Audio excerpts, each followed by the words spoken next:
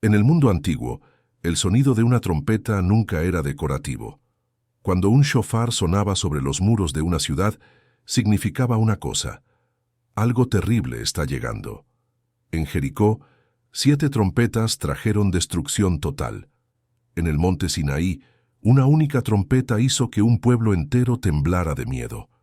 Ahora imagina el escenario descrito en el libro de Apocalipsis: 7 ángeles ante el trono de Dios, cada uno sosteniendo una trompeta. Y cuando ellos tocan, no es una ciudad la que estremece, es el planeta entero.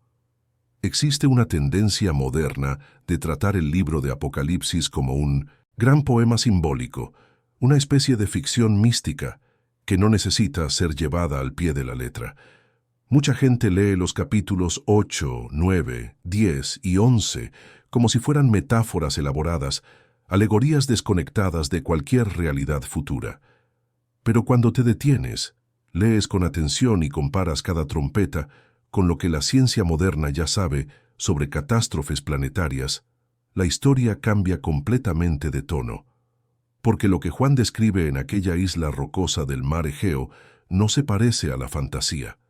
Se parece y mucho a un informe de destrucción a escala global, escrito casi 2000 años antes de que existieran satélites, telescopios o modelos de simulación climática. Y es exactamente eso lo que convierte a las 7 trompetas en uno de los textos más perturbadores de toda la Biblia. Antes de que suene cualquier trompeta, sin embargo, existe un detalle que casi todo el mundo ignora. Un detalle tan extraño que debería, por sí solo, hacer que cualquier persona se detenga y preste atención. Está registrado en el capítulo 8 de Apocalipsis, versículo 1. Juan escribe que cuando el 7º sello fue abierto, hubo silencio en el cielo por cerca de media hora. Silencio. En el cielo. Piensa en lo que eso significa. Estamos hablando de un lugar que en toda la narrativa bíblica es descrito como un ambiente de adoración constante, continua, ininterrumpida. Los serafines de Isaías, capítulo 6, no dejan de clamar: Santo, Santo, Santo.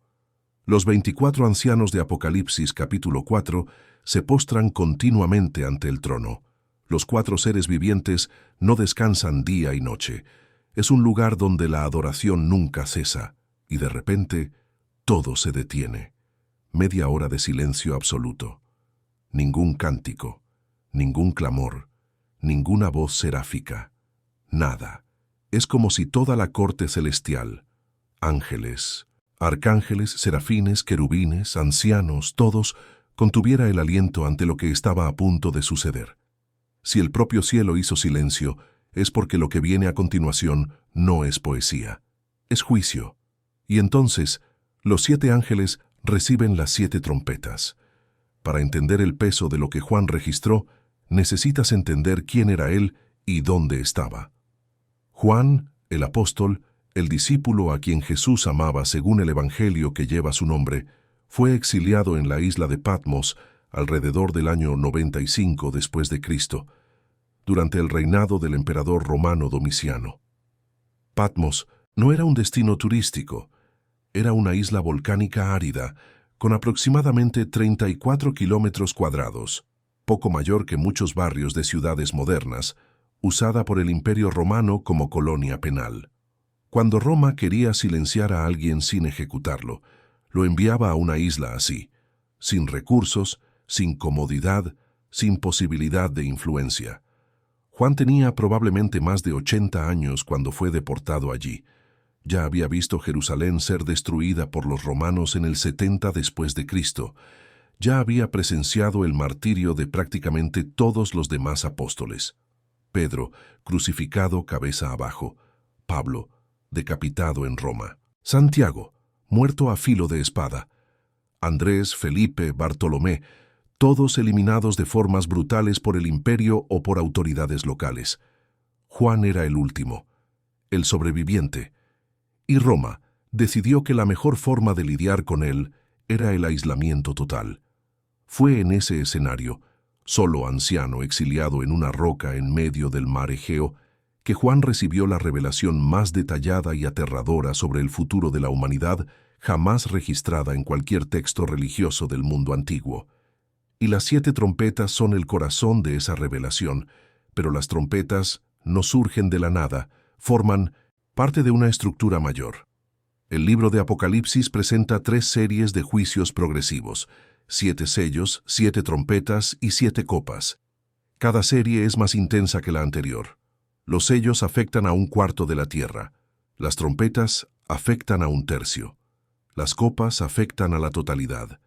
Es una escalada deliberada, como si Dios estuviera aumentando el volumen de una alarma que la humanidad se niega a escuchar. Los sellos ya son devastadores por sí mismos. El primer sello libera a un jinete montado en un caballo blanco, asociado a la conquista. El segundo trae un caballo rojo, guerra. El tercero, un caballo negro, hambre. El cuarto, el caballo amarillo, montado por la propia muerte, con el Hades siguiendo detrás, con poder sobre 1/4 de la tierra para matar por espada, hambre, peste y fieras. Esto está en Apocalipsis capítulo 6, versículos 1 al 8, 1/4 de la población mundial. Si aplicáramos esto a la población actual de aproximadamente 8.000 millones de personas, estaríamos hablando de 2.000 millones de muertes, 2.000 millones de vidas. Y eso es solo el comienzo. Los sellos son el prefacio, las trompetas son el capítulo principal. Cuando el séptimo sello es finalmente abierto, tras aquel silencio aterrador de media hora, Juan ve a 7 ángeles apostados ante Dios, y a cada uno de ellos se le entrega una trompeta. Antes de que toquen, sin embargo, otro ángel aparece con un incensario de oro. Recibe mucho incienso para ofrecerlo junto con las oraciones de todos los santos sobre el altar de oro ante el trono. El humo del incienso sube de la mano del ángel, junto con las oraciones de los santos, hasta la presencia de Dios. Apocalipsis 8, versículos 3 y 4. Y entonces el ángel toma el incensario, lo llena de fuego del altar y lo lanza sobre la tierra. Truenos, voces, relámpagos, terremoto, y los 7 ángeles se preparan para tocar. La primera trompeta suena, y el resultado es inmediato. Granizo y fuego mezclados con sangre son lanzados sobre la tierra. 1/3 de los árboles es quemado. Toda la hierba verde es quemada. Está en Apocalipsis 8, versículo 7. La descripción es corta, directa y brutal. No hay rodeos, no hay metáfora elaborada. Fuego mezclado con sangre cae del cielo, y 1/3 de la vegetación del planeta es destruida. Dimensiona esto. Según datos de la Organización de las Naciones Unidas para la Alimentación y la Agricultura, existen hoy aproximadamente 3 billones de árboles en la Tierra, distribuidos en cerca de 4.000 millones de hectáreas de bosques, lo que representa el 31% de la superficie terrestre total. 1/3 de eso significaría la destrucción de aproximadamente 1 billón de árboles y más de 1.000 millones de hectáreas de cobertura forestal. Para tener una idea, la selva amazónica entera, el mayor bioma forestal del mundo, tiene aproximadamente 550 millones de hectáreas. La destrucción descrita en la primera trompeta equivaldría a casi 2 Amazonías enteras siendo incineradas de una sola vez. Y no son solo árboles. El texto dice que toda la hierba verde fue quemada. Esto incluye pastizales, plantaciones, vegetación rastrera, todo aquello que cubre el suelo y sostiene cadenas alimentarias enteras. Sin vegetación, el suelo queda expuesto a la erosión. Sin raíces para absorber agua, las inundaciones se multiplican. Sin fotosíntesis a gran escala, la producción de oxígeno se desploma. Un único evento descrito en 2 frases en el texto bíblico desencadena un efecto dominó ecológico que podría por sí solo condenar a millones de especies a la extinción. Pero aquí está lo que muchos no perciben. Eventos de granizo y fuego cayendo del cielo no son ciencia ficción. En la historia geológica de la Tierra, impactos de asteroides y erupciones volcánicas masivas ya han producido exactamente este tipo de fenómeno. Lluvias de material incandescente, incendios forestales a escala continental, oscurecimiento de la atmósfera por meses o incluso años. La erupción del monte Tambora en Indonesia, en 1815, lanzó tanta ceniza a la atmósfera que el año siguiente fue conocido como el año sin verano, con temperaturas cayendo varios grados en todo el hemisferio norte, cosechas destruidas y hambre generalizada en Europa y América del Norte. Y el Tambora fue solo una montaña. La primera trompeta describe algo en una escala incomparablemente mayor.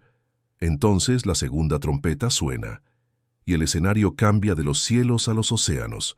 Juan escribe que algo como una gran montaña ardiendo en fuego fue lanzado al mar. Un tercio del mar se transformó en sangre, un tercio de las criaturas marinas murió y un tercio de los barcos fue destruido. Apocalipsis 8, versículos 8 y 9. Observa que Juan no dice que era una montaña, dice algo como una montaña. Está describiendo algo que no tiene nombre en el vocabulario de un hombre del primer siglo, algo gigantesco, incandescente, cayendo del cielo hacia el océano. Considera la situación. Si un asteroide con cerca de 10 kilómetros de diámetro, aproximadamente el tamaño del que extinguió a los dinosaurios hace 65 millones de años, golpeara el océano, el impacto generaría tsunamis con olas de cientos de metros de altura que barrerían costas enteras. La energía liberada sería equivalente a miles de millones de bombas de Hiroshima.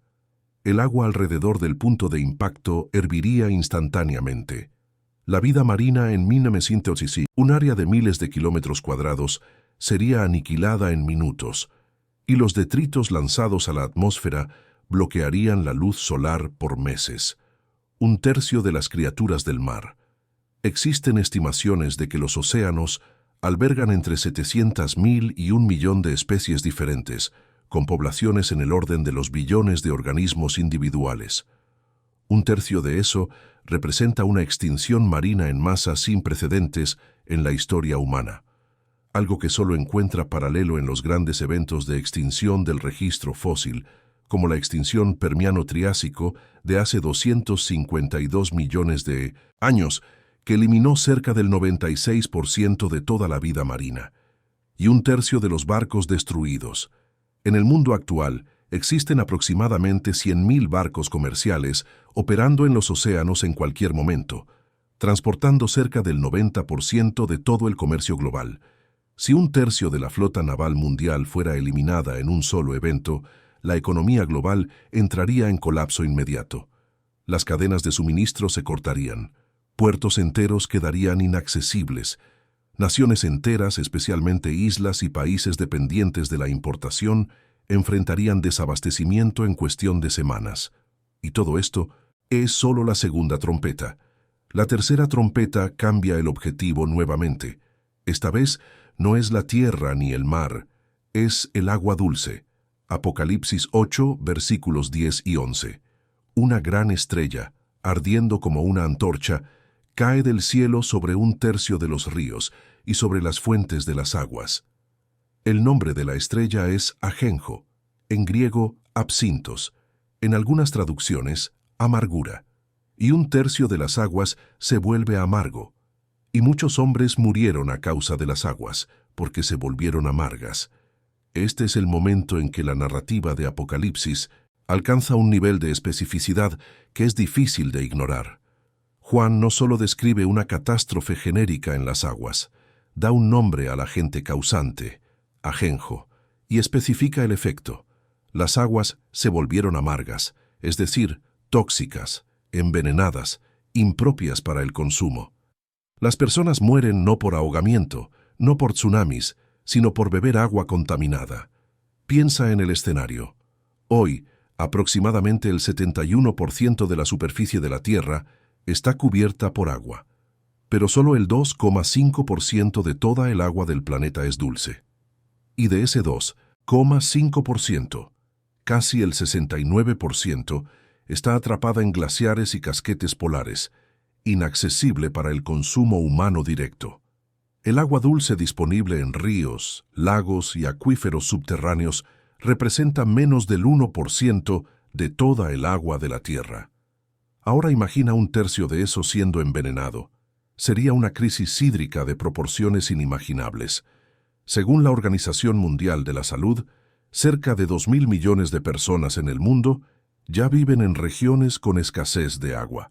Contaminar un tercio de los ríos y manantiales restantes significaría sentenciar a cientos de millones, posiblemente miles de millones, de personas a una muerte lenta por deshidratación, enfermedades transmitidas por el agua contaminada o conflictos violentos por el acceso a los recursos hídricos restantes. Ya se han librado guerras por petróleo. Imagina guerras por un vaso de agua limpia. Y el nombre, ajenjo, resuena de forma perturbadora en la historia.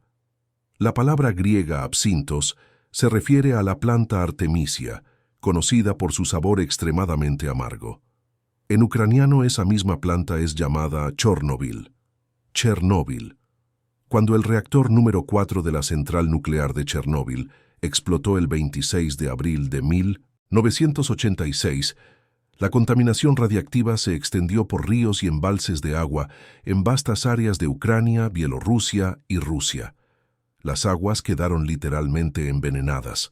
Muchos de los que bebieron o estuvieron expuestos a esas aguas enfermaron y murieron. Es imposible leer Apocalipsis 8, versículos 10 y 11, después de Chernóbil, sin sentir un escalofrío. Coincidencia lingüística, tal vez, pero es el tipo de coincidencia que te hace querer leer el resto con mucha más atención. La cuarta trompeta golpea algo que hasta entonces parecía intocable: los astros. Apocalipsis 8, versículo 12. El cuarto ángel tocó la trompeta, y fue herido un tercio del sol, un tercio de la luna y un tercio de las estrellas, de modo que un tercio de ellos se oscureció. El día perdió un tercio de su luminosidad, e igualmente la noche. Aquí el texto bíblico describe algo que la ciencia llama invierno nuclear o invierno de impacto, cuando cantidades masivas de detritos, cenizas o partículas son lanzadas a la alta atmósfera, ya sea por erupciones volcánicas, impactos de asteroides o, teóricamente, por una guerra nuclear a gran escala. La luz solar es parcialmente bloqueada. Las temperaturas caen. La fotosíntesis se ve comprometida. Las estaciones se desregulan. Las cosechas fallan. Un tercio de la luz solar bloqueada tendría efectos catastróficos inmediatos. La temperatura media global caería varios grados Celsius en cuestión de semanas. Las regiones más al norte y más al sur del planeta, que ya dependen de estaciones cortas de cultivo, perderían completamente la capacidad de producir alimentos. Los trópicos, normalmente cálidos y fértiles, entrarían en un ciclo de enfriamiento que comprometería ecosistemas enteros. Los animales que dependen de ciclos de luz para la migración, reproducción y alimentación quedarían completamente desorientados. ¿Y la noche? Un tercio menos de luz de la luna y de las estrellas significa una oscuridad más profunda.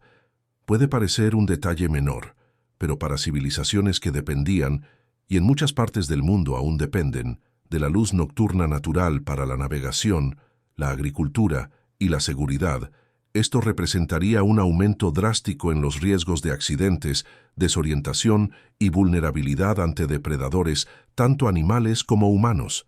4 trompetas. Y el escenario ya es de devastación planetaria en múltiples frentes: tierra, mar, agua dulce y cielo. Pero Juan registra que, antes de la quinta trompeta, oye una voz. Apocalipsis 8, versículo 13.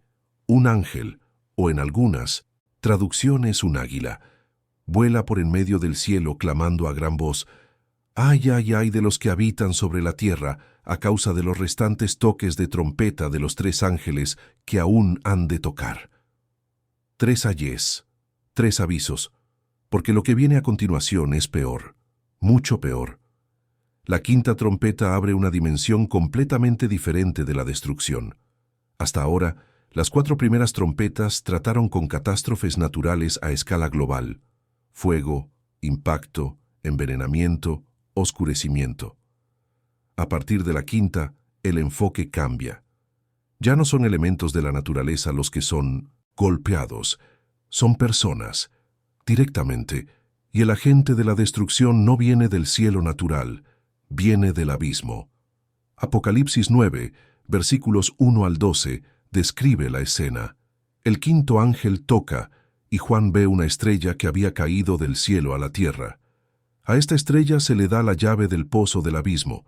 Cuando el abismo es abierto, sube de él humo como el de un gran horno. El sol y el aire se oscurecen a causa del humo, y de ese humo salen langostas sobre la tierra, y se les da poder semejante al de los escorpiones. Pero estas no son langostas comunes. Juan describe criaturas que desafían cualquier clasificación biológica conocida. Su apariencia era semejante a caballos preparados para la guerra. Sobre sus cabezas, algo como coronas de oro. Sus rostros eran como rostros humanos. Tenían cabellos como cabellos de mujer. Sus dientes eran como dientes de león. Tenían corazas como corazas de hierro. El sonido de sus alas era como el estruendo de carros de muchos caballos corriendo a la guerra. Tenían colas semejantes a escorpiones, con aguijones, y en sus colas estaba el poder de causar daño a los hombres por 5 meses. 5 meses de tormento, no de muerte. El texto es explícito en esto. Versículo 5. Se les permitió atormentar a los hombres por 5 meses, pero no matarlos. Y el tormento era semejante al tormento de un escorpión cuando hiere a alguien. Versículo 6. En aquellos días, los hombres buscarán la muerte y no la hallarán. Desearán morir, y la muerte huirá de ellos. ¿Puedes imaginar un sufrimiento tan intenso que las personas imploran por su propia muerte y ésta no llega? 150 días de agonía continua, sin alivio, sin cura, sin escape.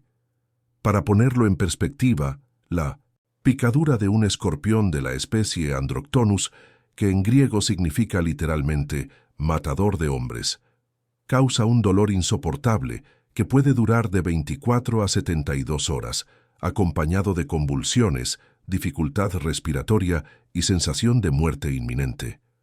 Ahora multiplica eso por 150 días consecutivos. El rey de estas criaturas, según el versículo 11, es el ángel del abismo. Su nombre en hebreo es Abadón, en griego Apolión. Ambos significan lo mismo, destructor. No es una metáfora, es un título, y él comanda un ejército de criaturas cuya única misión es causar sufrimiento sin muerte, lo que, de cierta forma, es más aterrador que la propia muerte. Este es el primer ay. La sexta trompeta es aún más perturbadora, porque introduce números que desafían cualquier escala militar de la historia humana. Apocalipsis 9, versículos 13 al 21, describe lo que sucede cuando el sexto ángel toca. Una voz sale de los 4 cuernos del altar de oro que está ante Dios, ordenando al sexto ángel: suelta a los 4 ángeles que están atados junto al gran río Éufrates. Estos 4 ángeles habían sido preparados para la hora, el día, el mes y el año exactos, preparados para matar a 1/3 de los hombres. Observa la precisión. No es un tercio aleatorio, no es una estimación vaga, es un tercio calculado, cronometrado, determinado desde la fundación del mundo. Dios sabe la hora exacta, el día exacto, el mes, el año. Nada es improvisación, nada es azar. ¿Y el instrumento de esta destrucción? Un ejército de 200 millones de jinetes. Apocalipsis 9, versículo 16. Juan oyó el número de ellos: 20 miríadas de miríadas, 200 millones. Para poner esto en perspectiva histórica, el mayor ejército jamás reunido en la historia humana hasta el siglo XX fue el ejército soviético en la Segunda Guerra Mundial, que en su apogeo movilizó a cerca de 34 millones de soldados a lo largo de todo el conflicto. El ejército de los Estados Unidos en el mismo período llegó a cerca de 16 millones. El ejército chino bajo Mao Zedong alcanzó aproximadamente 5 millones en la Guerra Civil China. Sumando todos los ejércitos de todos los bandos de la Segunda Guerra Mundial, aliados y eje, el total de combatientes movilizados fue de alrededor de 105 millones de personas a lo largo de 6 años de conflicto. Juan describe un ejército casi 2 veces mayor que todos los ejércitos de la Segunda Guerra Mundial combinados, y no movilizado a lo largo de años, sino presente en un solo momento. Y las descripciones de las criaturas que componen ese ejército son igualmente desconcertantes. Los jinetes tenían corazas color de fuego, jacinto y azufre. Las cabezas de los caballos eran como cabezas de león. De sus bocas salían fuego, humo y azufre. Por estas tres plagas, fuego, humo y azufre, fue muerta la tercera parte de los hombres. Y su poder estaba en su boca y en sus colas, porque sus colas eran como serpientes con cabezas, y con ellas causaban daño. Un tercio de la humanidad muerta. Si aplicamos esto a la población actual, estamos hablando de más de 2.600 millones de personas. Es como si toda la población de China, de la India y de Europa Occidental fuera exterminada en un solo evento militar. Es una escala de muerte que hace que el Holocausto, con sus 6 millones de víctimas, parezca un evento localizado, que hace que la Segunda Guerra Mundial entera, con cerca de 75 millones de muertos, parezca un preludio. Y lo más perturbador está en los versículos 20 y 21. Después de todo esto, después del fuego, del humo, del azufre, de la muerte de miles de millones, Juan registra que el resto de los hombres, aquellos que no fueron muertos por estas plagas, no se arrepintieron de las obras de sus manos. No dejaron de adorar a demonios e ídolos de oro, plata, bronce, piedra y madera, que no pueden ver, ni oír, ni andar. No se arrepintieron de sus asesinatos, ni de sus hechicerías, ni de su fornicación, ni de sus hurtos. Este es tal vez el versículo más aterrador de todo, el Apocalipsis, no por la destrucción que describe, sino por la reacción humana ante ella. Miles de millones mueren, el planeta está en ruinas, y la humanidad restante simplemente continúa haciendo exactamente lo que hacía antes, sin arrepentimiento, sin cambio, sin reconocimiento de que algo mayor está sucediendo. Este es el segundo ay. Entre la sexta y la séptima trompeta existe un interludio que muchos lectores se saltan, pero que contiene algunas de las imágenes más poderosas del libro. En el capítulo 10, Juan ve a otro ángel fuerte descendiendo del cielo, envuelto en una nube, con el arco iris sobre su cabeza, su rostro como el sol, y sus pies como columnas de fuego. En su mano sostiene un librito abierto. Pone su pie derecho sobre el mar y el izquierdo sobre la tierra, una postura que indica autoridad sobre toda la creación, y clama a gran voz, como un león que ruge. Y cuando clama, 7 truenos emiten sus voces. Juan está a punto de escribir lo que los 7 truenos dijeron, pero una voz del cielo se lo impide.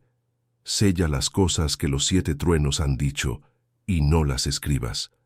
Apocalipsis 10, versículo 4. Existe algo en los planes de Dios que ni el propio registro profético está autorizado a revelar. Un misterio dentro del misterio. Una información sellada hasta hoy. El ángel entonces jura por el que vive por los siglos de los siglos, por el Creador del cielo, de la tierra y del mar, que no habría más demora. Cuando el séptimo ángel tocara su trompeta, el misterio de Dios se cumpliría, como Él lo anunció a sus siervos los profetas. Apocalipsis 10, versículos 5 al 7. Después de eso, Juan recibe la orden de tomar el librito de la mano del ángel y comerlo. En su boca sería dulce como la miel, en su estómago amargo, y es exactamente lo que sucede. La palabra de Dios es dulce al ser recibida, pero amarga cuando es digerida, porque la verdad que contiene sobre el juicio futuro no es fácil de cargar. En el capítulo 11, antes de la séptima trompeta, surge además la narrativa de los 2 testigos, 2 figuras que profetizan durante 1260 días, aproximadamente 3 años y medio, vestidas de cilicio. Tienen poder para cerrar el cielo e impedir la lluvia, convertir las aguas en sangre y herir la tierra, con toda suerte de plagas cuantas veces quieran. Cuando terminan su testimonio, la bestia que sube del abismo les hace guerra, los vence y los mata. Sus cuerpos quedan expuestos en la plaza de la gran ciudad, llamada espiritualmente Sodoma y Egipto, por 3 días y medio. Personas de todos los pueblos, tribus, lenguas y naciones ven sus cuerpos y se niegan a permitir que sean sepultados. Y se alegran por la muerte de ellos, enviándose regalos unos a otros, porque estos dos testigos habían atormentado a los que habitan sobre la tierra. Aquí hay una pregunta que debería incomodar a cualquier lector atento.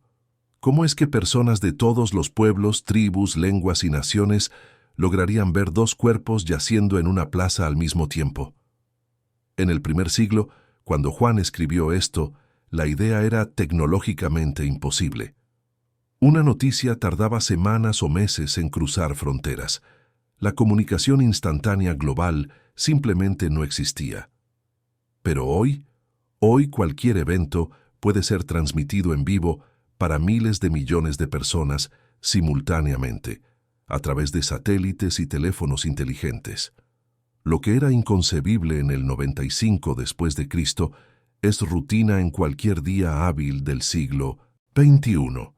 Pero después de los 3 días y medio, el espíritu de vida venido de Dios entra en ellos, se levantan, y un gran miedo cae sobre los que los observan. Una voz del cielo dice: «Subid acá», y suben al cielo en una nube a la vista de sus enemigos. En aquella misma hora hay un gran terremoto, y la 10ª parte de la ciudad se derrumba. 7,000 personas mueren, y los demás quedan aterrorizados y dan gloria al Dios del cielo. Finalmente, el momento de la 7ª trompeta. La 7ª trompeta es diferente de todas las anteriores. Las 6 primeras trajeron destrucción específica y localizada, aunque a escala global. La 7ª trae algo mucho mayor. Trae una declaración. Apocalipsis 11, versículo 15. El 7º ángel tocó la trompeta, y hubo grandes voces en el cielo que decían: «Los reinos del mundo han venido a ser de nuestro Señor y de su Cristo, y Él reinará por los siglos de los siglos». Ya no es fuego cayendo, ya no es una estrella envenenando aguas, ya no es un ejército de 200 millones. Es una transferencia de poder. La 7ª trompeta marca el momento en que toda la autoridad sobre la tierra, que desde el libro de Génesis había sido disputada entre Dios y las fuerzas que se rebelaron contra Él, es definitiva e irreversiblemente restablecida. El reino del mundo deja de ser del mundo, pasa a ser del Señor. Los 24 ancianos, sentados ante Dios en sus tronos, se postran sobre sus rostros y adoran a Dios, diciendo: «Te damos gracias, Señor Dios Todopoderoso, el que eres y que eras, porque has tomado tu gran poder y has reinado. Y se airaron las naciones, y tu ira ha venido y el tiempo de juzgar a los muertos y de dar el galardón a tus siervos los profetas, a los santos y a los que temen tu nombre, a los pequeños y a los grandes, y de destruir a los que destruyen la tierra». Observa la última frase: «y de destruir a los que destruyen la tierra». El juicio de Dios en las trompetas no es arbitrario, no es crueldad cósmica, es una respuesta directa a la destrucción que la propia humanidad impuso a la creación. Es consecuencia, no capricho. Y entonces el templo de Dios en el cielo se abre, y el arca de su pacto se ve en el templo. Relámpagos, voces, truenos, un terremoto y grande granizo. Apocalipsis 11, versículo 19. El arca, el objeto más sagrado de la historia de Israel, perdido desde la destrucción del primer templo por Nabucodonosor en el 586 a.C., reaparece, no en la tierra, en el cielo. El símbolo máximo de la alianza entre Dios y su pueblo es revelado en el momento exacto en que esa alianza está a punto de ser consumada de forma definitiva. Pero ¿por qué trompetas? ¿Por qué no truenos o terremotos o simplemente plagas silenciosas? La elección del instrumento no es accidental. En el contexto bíblico, la trompeta, el shofar, tenía funciones muy específicas. Primero, era usada para convocar asambleas. Números capítulo 10 describe en detalle cómo trompetas de plata eran tocadas para reunir al pueblo de Israel. Segundo, era usada como alarma de guerra. Cuando un enemigo se aproximaba, las trompetas sonaban desde los muros para alertar a la población. Tercero, Era usada para anunciar el año del jubileo, el año de liberación, cuando las deudas eran perdonadas, los esclavos liberados y las propiedades devueltas a sus dueños originales. Levítico, capítulo 25, versículos 8 al 10. Las 7 trompetas del Apocalipsis cumplen todas esas funciones simultáneamente. Convocan, llaman a la humanidad a la atención, alertan, avisan que el juicio se aproxima y anuncian un jubileo cósmico, la liberación definitiva de la creación del dominio del pecado y de la muerte. Cada trompeta es al mismo tiempo juicio e invitación, destrucción y oportunidad de arrepentimiento, alarma y llamado. Y es por eso que las trompetas no son metáfora. Una metáfora es una figura retórica que ilustra algo sin pretender ser tomada literalmente. Pero las trompetas no están ilustrando nada, están avisando. Existe una diferencia fundamental entre poesía y profecía. La poesía quiere emocionar, la profecía quiere preparar, y el libro de Apocalipsis no se presenta como poema, se presenta como revelación, Apocalipsis en griego, que significa literalmente desvelamiento, remoción del velo. Es algo que estaba escondido siendo mostrado. No es invención, es exposición. El propio texto comienza diciendo, la revelación de Jesucristo que Dios le dio para manifestar a sus siervos las cosas que deben suceder pronto. Apocalipsis 1, versículo 1. Cosas que deben suceder pronto. No cosas que representan ideas abstractas, no cosas que simbolizan estados emocionales, cosas que deben suceder. Si miras la secuencia de las 7 trompetas como un todo, percibirás una lógica aterradoramente organizada. Las 4 primeras golpean los sistemas naturales, vegetación, océanos, agua dulce y luz celeste. Son los pilares que sostienen toda la vida en la tierra. Sin vegetación, sin océanos limpios, sin agua potable y sin luz solar adecuada, ninguna civilización sobrevive. Las 4 primeras trompetas desmantelan la infraestructura de la vida. Las 2 siguientes golpean directamente a las personas. La 5ª trae tormento sin muerte, sufrimiento prolongado, que fuerza al ser humano a confrontar su propia fragilidad y su necesidad de algo más allá de sí mismo. La 6ª trae muerte, en masa, 1/3 de la humanidad eliminada por fuerzas que van más allá de cualquier capacidad militar humana de contención. Y la 7ª cierra el ciclo no con más destrucción, sino con una declaración de soberanía, como si Dios estuviera diciendo, primero intenté alertarlos golpeando el ambiente, después golpeándolos a ustedes directamente, y ahora asumo el control. Cada trompeta es un peldaño en una escalera que va de la advertencia a la intervención. Esto desafía la idea popular de que Dios es solo amor pasivo. El Dios de las trompetas es un Dios que ama lo suficiente como para avisar, esperar y dar tiempo, pero que también es lo suficientemente justo como para actuar cuando la espera no produce respuesta.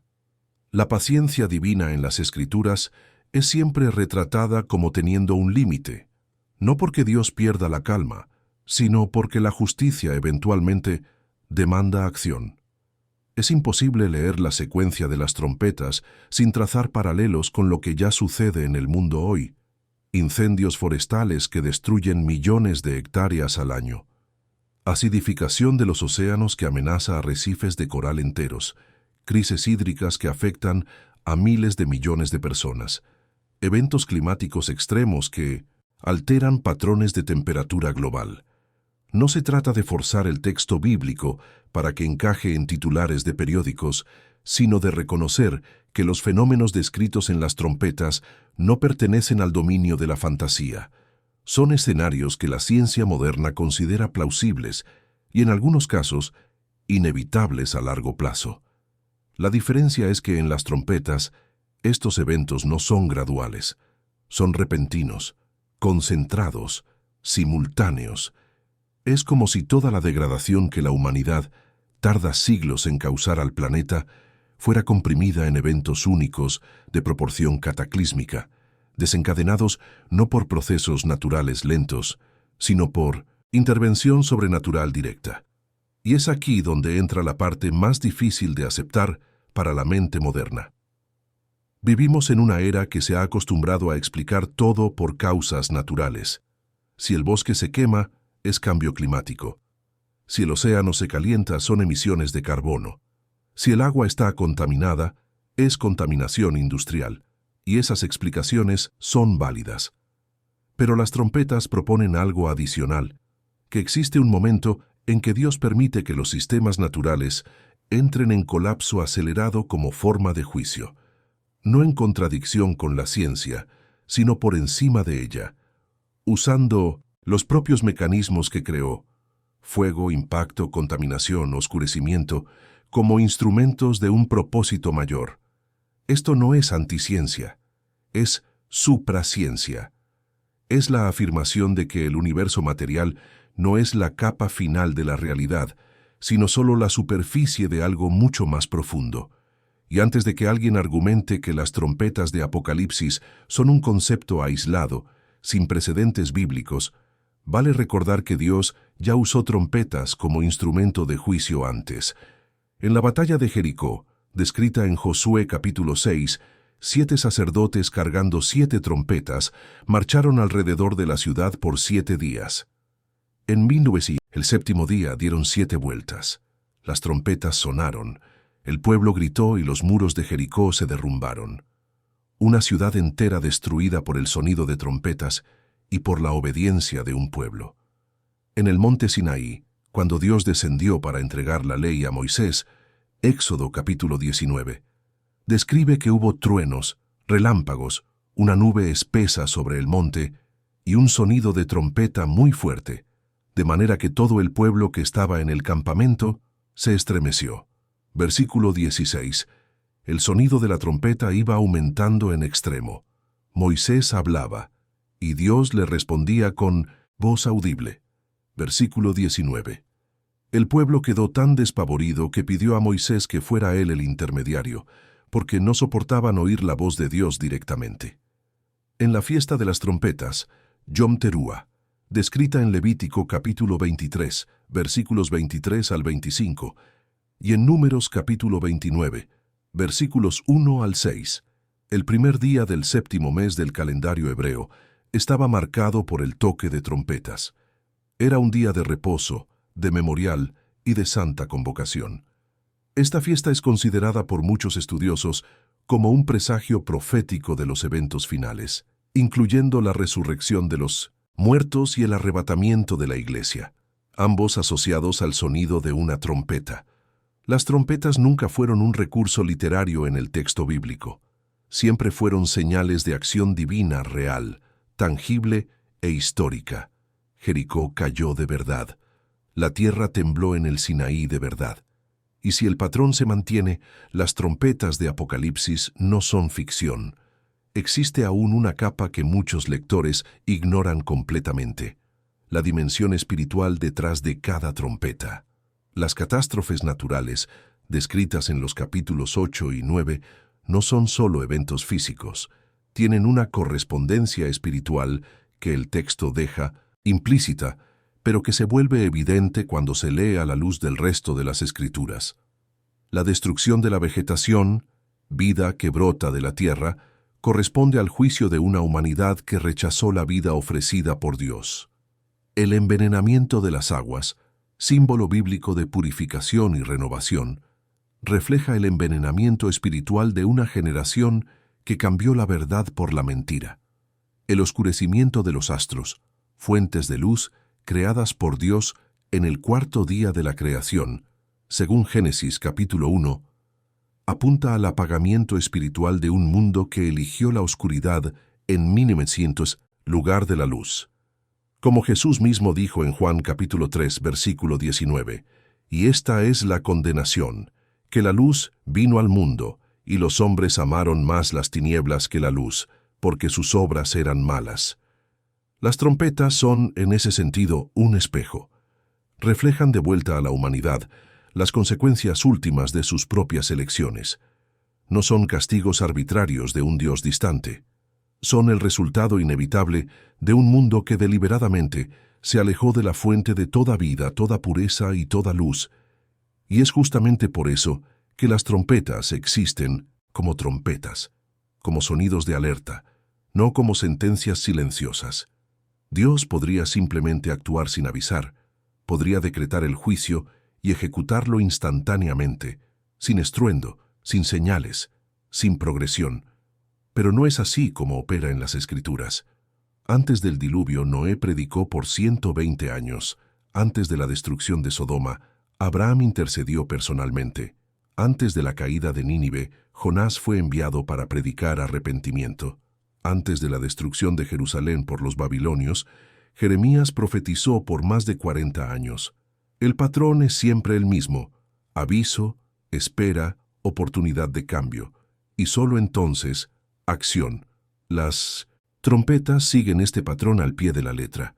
Cada una es más intensa que la anterior. Cada una golpea más cerca de casa. Primero el ambiente, después las personas. Es como si Dios estuviera diciendo: ¿no escucharon cuando golpeé los árboles? ¿Van a escuchar cuando los golpee a ustedes? E incluso entre la sexta y la séptima trompeta existe aquel interludio. Los dos testigos profetizando por 3 años y medio, llamando a la humanidad al arrepentimiento en tiempo real, cara a cara, con señales y prodigios. Las trompetas no son el fin de la misericordia, son la forma más dramática de ella. Pero si las trompetas son avisos tan claros, ¿por qué la humanidad, según el propio texto, no se arrepiente? Apocalipsis 9, versículos 20 y 21, dejan la respuesta explícita, porque el problema no es la falta de evidencia, es la dureza de corazón. Los que sobreviven a las 6 primeras trompetas ven la destrucción con sus propios ojos. Sienten el tormento en su propia carne. Pierden familiares, ciudades, naciones enteras, y aún así no sueltan sus ídolos, no abandonan sus prácticas, no cambian. Esto resuena con un patrón que aparece repetidamente en las Escrituras. El faraón de Egipto vio 10 plagas devastar su país: ríos de sangre, tinieblas sobrenaturales, muerte de los primogénitos, y aún así endureció su corazón repetidas veces. El pueblo de Israel vio el mar rojo abrirse, recibió maná del cielo, oyó la voz de Dios en el Sinaí, y 40 días después estaba adorando a un becerro de oro. Los contemporáneos de Jesús vieron a ciegos ver, a muertos resucitar, y a tormentas ser calmadas con una palabra, y aún así lo crucificaron. El problema nunca fue la falta de señales. El problema siempre fue la condición del corazón humano. Y es exactamente por eso que las trompetas no pueden ser leídas como metáfora. Porque las metáforas no exigen respuesta. Los poemas no demandan arrepentimiento.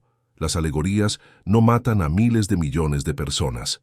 El texto de Apocalipsis trata a las trompetas como eventos reales que producirán consecuencias reales y que exigen una respuesta real.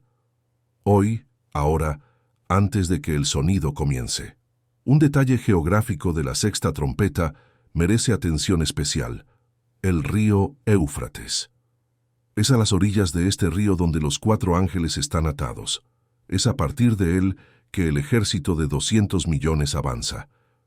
El Éufrates no es un río cualquiera en la narrativa bíblica. Es uno de los 4 ríos del Edén mencionados en Génesis capítulo 2. Es la frontera oriental histórica de Israel y de la tierra prometida. Es el río que bañaba la Gran Babilonia, la civilización que se convirtió en símbolo bíblico de rebelión contra Dios. El Éufrates tiene aproximadamente 2.800 kilómetros de extensión, naciendo en las montañas de Turquía y desembocando en el Golfo Pérsico, atravesando Siria e Irak. En la historia antigua, era una frontera natural entre civilizaciones. Del lado occidental, el mundo greco-romano; del lado oriental, los imperios persas y asiáticos. Cruzar el Éufrates significaba invasión, significaba que la barrera había sido rota. En las últimas décadas, el nivel del río Éufrates ha disminuido dramáticamente. Presas en Turquía, cambios climáticos y uso excesivo de agua para irrigación redujeron significativamente su flujo.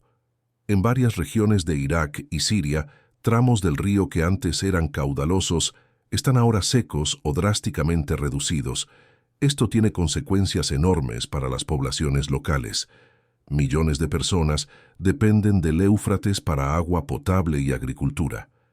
El hecho de que el texto bíblico coloque el epicentro de la sexta trompeta, la más letal de todas en términos de muertes humanas, exactamente en el Éufrates, plantea cuestiones que van más allá de la teología. Es geopolítica. Es profecía intersectando geografía real. Es un río que puedes visitar hoy y que está en el centro de una de las descripciones más aterradoras de la Biblia. Una cuestión que divide a los estudiosos de la Biblia desde hace siglos es si la Iglesia, los cristianos, estará presente en la tierra durante los eventos de las trompetas. Existen tres posiciones principales. La posición pretribulacionista defiende que el arrebatamiento de la Iglesia, descrito por Pablo en primera a los Tesalonicenses capítulo 4, versículos 16 y 17, ocurre antes de que suene cualquier trompeta, removiendo a los cristianos de la tierra antes del período de juicio. La posición mesotribulacionista sostiene que el arrebatamiento sucede entre la sexta y la séptima trompeta, y la posición posttribulacionista argumenta que los cristianos pasan por todas las trompetas y solo son arrebatados al final. Independientemente de la posición teológica que se adopte, un punto es consensual entre todas las vertientes cristianas serias. Las trompetas son descritas como eventos futuros reales, no como alegorías de procesos internos o espirituales abstractos. Pre, meso o post, todos concuerdan en que algo va a suceder. La divergencia es sobre el cronograma, no sobre la realidad de los eventos. Y esto importa, porque cuando todas las corrientes interpretativas convergen en un mismo punto, la realidad futura de los juicios descritos, es señal de que el texto es más robusto que cualquier intento de diluirlo en simbolismo inofensivo. Las 7 trompetas revelan aspectos del carácter de Dios que la cultura moderna prefiere ignorar. Vivimos en una época en la que la imagen popular de Dios ha sido reducida a un abuelo benevolente en el cielo, que solo quiere que todos sean felices y nunca se importa por el mal que se practica. Las trompetas deshacen esa caricatura con fuerza brutal. El Dios de las trompetas es el mismo Dios que creó el mundo en 6 días y descansó en el séptimo, el mismo que llamó a Abraham y prometió hacer de él una gran nación, el mismo que liberó a Israel de Egipto con mano fuerte, el mismo que envió a su propio Hijo a morir en una cruz. Pero es también el Dios que destruyó el mundo con un diluvio cuando la maldad humana llenó la tierra de violencia. El Dios que hizo llover fuego sobre Sodoma, el Dios que abrió la tierra para tragar la rebelión de Coré, el Dios que envió serpientes ardientes contra Israel cuando el pueblo se quejó en el desierto. Amor y justicia no son opuestos en el carácter de Dios, son complementarios, y las trompetas son la expresión máxima de esa complementariedad. Cada una es simultáneamente un acto de juicio contra el mal y una oportunidad de salvación para quien se arrepienta. Porque incluso durante las trompetas la puerta no está cerrada. Los 144.000 sellados de Apocalipsis, capítulo 7, son protegidos. Los 2 testigos del capítulo 11 aún predican. El Evangelio aún está disponible. El arrepentimiento aún es posible. Las trompetas no anuncian el fin de la esperanza. Anuncian que el tiempo de la esperanza se está agotando.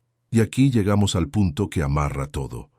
Porque las trompetas de Apocalipsis no existen aisladamente.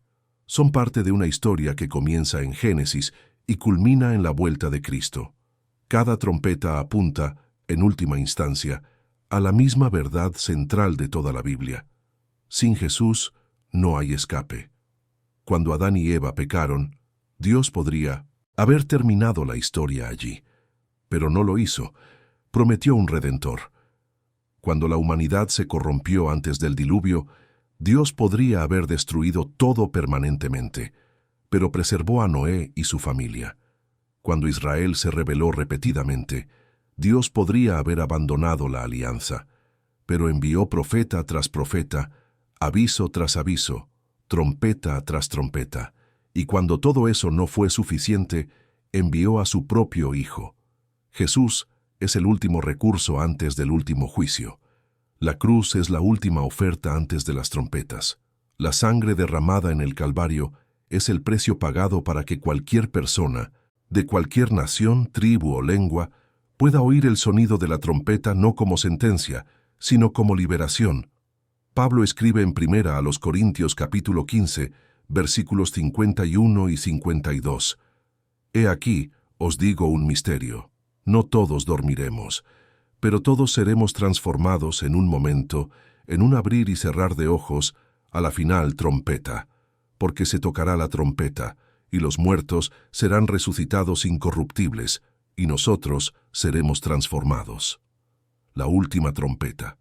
Existe una trompeta final que no trae destrucción, no trae tormento, no trae muerte, trae transformación, trae resurrección, trae el fin de todo dolor, toda lágrima, toda separación. Y esa trompeta es la que todo cristiano espera oír, no con miedo, sino con esperanza inquebrantable. Las 7 trompetas del Apocalipsis son, sí, un aviso real. Son la descripción detallada de juicios que vendrán sobre un mundo que rechazó a su Creador, pero no son la palabra final.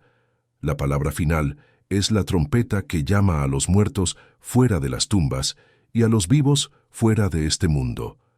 La palabra final es Cristo volviendo en las nubes, visible a todos los ojos, para establecer un reino que no tendrá fin. Las trompetas no son metáfora, son aviso, son alarma, son, tal vez, la mayor expresión de misericordia jamás registrada, porque un Dios que avisa antes de actuar no es un Dios cruel. Es un Dios que aún está esperando que escuches. Y la pregunta que queda no es si las trompetas van a sonar. La pregunta es, cuando suenen, ¿de qué lado vas a estar? Porque Dios no toca trompetas para asustar, toca para despertar.